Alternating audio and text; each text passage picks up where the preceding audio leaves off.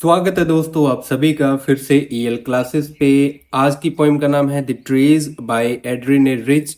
तो एड्रीने रिच दोस्तों यहाँ पे एक बहुत अच्छी फेमिनिस्ट थी। फेमिनिस्ट का अर्थ वो है जो इक्वल राइट्स के लिए लड़ती हैं, इक्वल राइट्स के लिए वो फाइट करती हैं।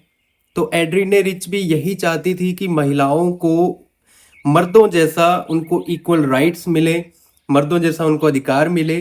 क्योंकि जो एड्रीने रिच है दोस्तों, वो उस समय से थी जब महिलाओं को सोसाइटी में एंटर करने नहीं दिया जाता था। इसलिए उन्होंने यहाँ पे महिलाओं को एक पेड़ के रूप में सिंबलाइज किया है। अगर आप इस पोएम में पेड़ों की जगह महिलाओं को रख के देखो तो आपके ये पोएम बिल्कुल अच्छे से समझ में आ जाएगी कि महिलाएं कैसे जद्दोजहद करती हैं समाज में अपनी एक भूमिका बनाने के लिए, समाज में अपना एक नया स्तर बनाने के लिए, अपनी पहचान बनाने के लिए। तो अगर हम बात करें एड्रीने रिच की बायोग्राफी के बारे में, तो इनका जन्म 1929 में हुआ, मृत्यु 2012 में हो गई थी। ये एक अमेरिकन पोइट थी, एसेस्ट थी और फेमिनिस्ट थी। तो फेमिनिस्ट क्या होता है दोस्तों, वो मैंने आपको बता दिया। इनके जो वर्क्स हैं वो आइडेंटिटी, सोशल जस्टिस और जेंडर के लिए होता था। रिच की जो पोएम है वो ज़्यादातर ऐसे इश्यूज को उठाती थी जो कि इनएक्वेलिटी और ऑपरेशंस के ऊपर होती थी। ऑपरेशर दोस्तों वो होते हैं जिनके ऊपर दबाव बनाया जाता है, सोसाइटी उनको दबाव बनाती है, उनको दबा के रखती है, उनको अधिकारों का हक नहीं मिलता, उनको अधिकारों से वंचित रखा जाता है। तो दोस्तों इनकी जो वॉइस है ये महिलाओं के राइट्स के लिए बहुत पॉपुलर हुई, बहुत फेमस हुई। इन्होंने बहुत सारे अवार्ड्स जो हैं वो भी जीते थे अपनी खास रूप से लिखी जाने वाली राइटिंग के लिए, जो कि ऑब्वियसली एक ऐसी राइटिंग थी जो कि सोशल जस्टिस और जेंडर और इक्वलिटी को उठाती थी। तो चलिए दोस्तों अब इस हम पोइम को शुरू करते हैं, लाइन बाय लाइन इसको समझेंगे। तो यहाँ पे ध्यान से देखना दोस्तों, यहाँ पे जब भी मैं पेड़ बोलूं तो आपके दिमाग में यहाँ पे महिलाओं का जिक्र होना चाहिए कि जब मैं बोलूंगा पेड़ और फॉरेस्ट, तो फॉरेस्ट का मतलब दोस्तों यहाँ पे सोसाइटी से है कि महिलाएं कैसे सोसाइटी में अब एंटर कर रही है। तो चलिए दोस्तों इस पोइम का सार और इसका भावार्थ जो है वो अपने यहाँ पे देखते हैं। The trees inside are moving out into the forest, कि जो पेड़ हैं वो अब फॉरेस्ट के अंदर एंटर करने की कोशिश कर रहे हैं, फॉरेस्ट के अंदर मूव कर रहे हैं। यहाँ पे फॉरेस्ट को दोस्तों सिंबलाइज किया गया है सोसाइटी से, और पेड़ यहाँ पे महिलाएं हैं कि जो महिलाएं हैं जो हमेशा दबी रहती थी अब वो जंगल के अंदर जाने की कोशिश कर रही है। The forest that was empty all these days, कि ये जंगल जो है वो बिल्कुल खाली थे। देखो दोस्तों जंगलों में पेड़ होते हैं, पेड़ों का मतलब यहाँ पे महिलाओं से है कि महिलाओं के बिना ये जो जंगल है ये बिल्कुल खाली था, बिल्कुल वीरान था। लेकिन अब ये महिलाएं या ये जो पेड़ है वो इस जंगल में, इस सोसाइटी में जाने की कोशिश कर रही हैं।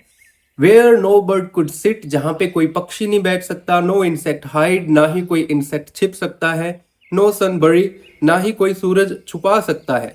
इट्स फीट इन शैडो, अपने पैरों को शैडो के अंदर, क्योंकि दोस्तों जब पेड़ ही नहीं होंगे तो छाया कहाँ से होएगी। तो वही चीज़ है कि अगर महिलाएं सोसाइटी में नहीं होएंगी तो सोसाइटी में बहुत सारी ऐसी चीज़ें हैं जो कि नहीं हो सकती थी। इसलिए वो बोलते हैं कि कोई पक्षी या कोई कीट पतंगा जो है वो बैठ नहीं सकते, वो छिप नहीं सकते। इसलिए वो कहते हैं कि महिलाएं जो है वो अब जंगल के अंदर निकलना उन्होंने शुरू कर दिया है, पेड़ों ने जंगल के अंदर निकलना शुरू कर दिया है। यहाँ पे जंगल का अर्थ सोसाइटी से है। The forest that was empty all these night, कि वे जंगल जो पूरी रात खाली रहते थे, मतलब वो सोसाइटी जहाँ पे महिलाएं नहीं होती थी, will be full of trees by morning, सुबह होते ही वो जंगल पेड़ों से भर जाएगा। मतलब कि जो महिलाएं हैं वो धीरे धीरे सोसाइटी के अंदर एंटर करना और अपना एक महत्वपूर्ण रोल जो है वो वहां पे निभाने लग जाएंगी। तो दोस्तों सेकंड स्टेंजा में वो बोलते हैं कि all the night roots work, की पूरी रात जो है वो जड़ें काम करती है। दोस्तों एक पेड़ की जड़ जो है वो पूरी रात काम कर रही है, किस लिए? टू डिसंगेज देमसेल्फ, खुद को छुड़ाने के लिए। फ्रॉम द क्रैक्स, उन दरारों से। इन दी वेरेंडा फ्लोर, जो कि इस वेरेंडा के फ्लोर के अंदर है। देखिए दोस्तों यहाँ पे पेड़ जो है अपनी जड़ों को छुड़ाने की कोशिश करते हैं दरारों से। इसका मतलब है कि महिलाएं जिनको की जकड़ रखा था इस सोसाइटी रूपी क्रैक्स ने वो पेड़ अब अपनी जड़ों को छुड़ा के और वहां से निकलने की कोशिश कर रहे हैं। The leaves strain toward the glass, जो पत्तियां हैं वो शीशे की तरफ बढ़ रही है। स्मॉल ट्विग्स, ट्विग का अर्थ होता है दोस्तों कच्ची टहनी, कि ये जो छोटी कच्ची टहनियां हैं, steep with exertion long cramped burg shuffle under the roof, ये जो छोटी टहनियां और इनके जो पत्ते वगैरह हैं दोस्तों, वो अब इस छत के नीचे मतलब कि शफल कर रहे हैं, हिल रहे हैं। मतलब कि जो महिलाएं हैं वो पूर्ण प्रयास कर रही है कि वो इस सोसाइटी के अंदर एंटर करें और अपना खुद का एक नाम जो है वो इस सोसाइटी में बनाए। आगे दोस्तों बोलते हैं, like newly discharge patient half days moving to the dog clinic, जैसे कि एक अभी अभी डिस्चार्ज हुआ पेशेंट, मतलब ऐसा पेशेंट जिसको छुट्टी मिल जाती है बहुत दिनों के बाद, जो हॉस्पिटल में बंद रहता है, जब उसको छुट्टी मिलती है तब वो हाफ डेज्ड होता है। हाफ डेज का अर्थ होता है दोस्तों यहाँ पे कि वो आधा पड़दा सा, मतलब सुन्न में होता है, वो उसको पता नहीं कि क्या हो रहा है, वो आधा नींद में होता है, आधा सुन्न में होता है, थका हुआ होता है, कमजोर होता है, लेकिन फिर भी वो क्लिनिक के डोर की तरफ बढ़ता जाता है इस उम्मीद में कि अब उसको छुटकारा मिलेगा यहाँ से और वो अपनी एक जो नई फ्रेश जिंदगी है वो शुरू कर पाएगा। तो यहाँ पे सेम दोस्तों महिलाओं को बोला गया है कि महिलाएं जो है वो इस क्लिनिक डोर की तरफ बढ़ रही है, इस दरवाजे की तरफ बढ़ रही है जिसके बाहर जंगल है, जिसके बाहर ये सोसाइटी है। ये महिलाएं हाफ डेज्ड हो चुकी है, थक चुकी है, निराश हो चुकी है और अब वो यहाँ से बचकर निकलना चाहती है।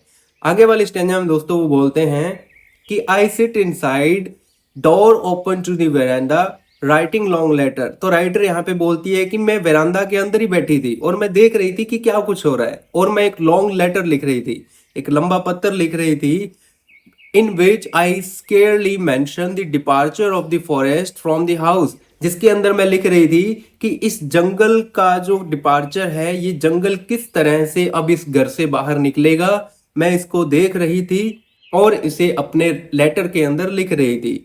द नाइट इज फ्रेश, रात काफी ताजा है।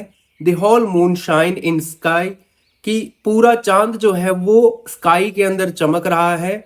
Still open the smell of leaves and lichen still reaches like a voice into the rooms, कि लीव्स और लीचन की जो खुशबू है और इसकी जो आवाज है वो इस कमरे में गूंज रही थी, इस कमरे में आ रही थी। यहाँ पे दोस्तों पत्तियों की फुसफुसाहट से अर्थ है कि महिलाएं जो कि अब एक स्ट्रेटजी बना रही थी सोसाइटी में एंटर करने के लिए, उनकी आवाज जो है वो साफ साफ सुन सकती थी और उन पेड़ों के द्वारा क्या हलचल हो रही है राइटर उसको देख सकती है।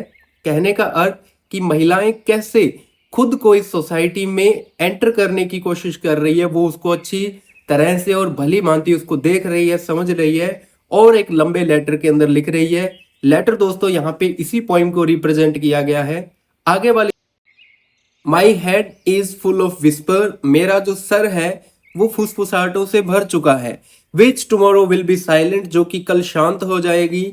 ये जो विस्पर है दोस्तों वो शांत हो जाएगी क्योंकि महिलाओं की जो कोशिश है इस सोसाइटी में एंटर करने की वो कामयाब हो जाएगी, सक्सेस हो जाएगी।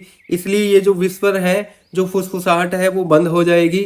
लिसन, सुनो, द ग्लास इज ब्रेकिंग, शीशे टूट रहे हैं। यहाँ पे दोस्तों राइटर ने, पोइट ने महिलाओं को ट्री बोला है जो कि घर के अंदर बंद है, इसलिए अब वो उस बंधन को तोड़ के आजादी की तरफ निकल रही हैं, वो शीशों को तोड़ते हुए आजादी की तरफ निकल रही हैं। इसलिए बोला है कि शीशे टूट रहे हैं, पेड़ जो है वो शीशों से बाहर आ रहे हैं। The trees are stumbling forward into the night, कि ये जो पेड़ हैं वो आगे बढ़ रहे हैं, सामने की तरफ बढ़ रहे हैं, इस जंगल की तरफ, इस रात में।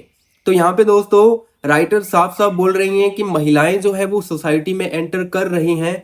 Winds rush to meet them, और जो हवाएं हैं वो दौड़ती है उनसे मिलने के लिए। जो आज़ादी है वो दौड़ती है उन महिलाओं से मिलने के लिए जो अभी तक आज़ाद नहीं थी, जो अभी तक इंडिपेंडेंट नहीं थी। The moon is broken like a mirror, शीशे की तरह जो चांद है वो टूट चुका है। Its pieces splash on the crown of the tallest oak, और इसके जो पीस है वो फ्लैश कर रहे हैं, वो चमक रहे हैं। इन द क्राउन मतलब एक ताज के रूप में, ऑफ द टॉलेस्ट ओक सबसे ऊंचे ओक के ऊपर। तो दोस्तों आप तस्वीर में लेफ्ट तरफ देख सकते हो कि ऐसे एक चांद जो है वो ओक के पीछे है और उस ओक के टहनियों के अंदर से ऐसे लग रहा है जैसे कि चांद के छोटे छोटे टुकड़े हो गए, और वो जो चांद है वो ओक के ऊपर एक ताज की तरह दिखाई दे रहा है। तो यहाँ पे दोस्तों उन महिलाओं को रिप्रेजेंट किया गया है जो कि जंगल में बाहर निकलने के लिए अब कामयाब हो चुकी है, और जो चांद है मतलब कि जो सोसाइटी की जो ब्राइटनेस है, जो चमक है, वो अब उनके सर पे ऐसे बैठ चुकी है जैसे कि कोई ताज हो, जैसे कि कोई क्राउन हो। बहुत बहुत धन्यवाद दोस्तों, होप सो आपके पॉइंट समझ में आई होगी। आप हमें सब्सक्राइब कीजिए, ईएल क्लास का आप एक हिस्सा बनिए, और आप हमें टेलीग्राम पे भी फॉलो कर सकते हो जहाँ पे आपको अपडेट्स और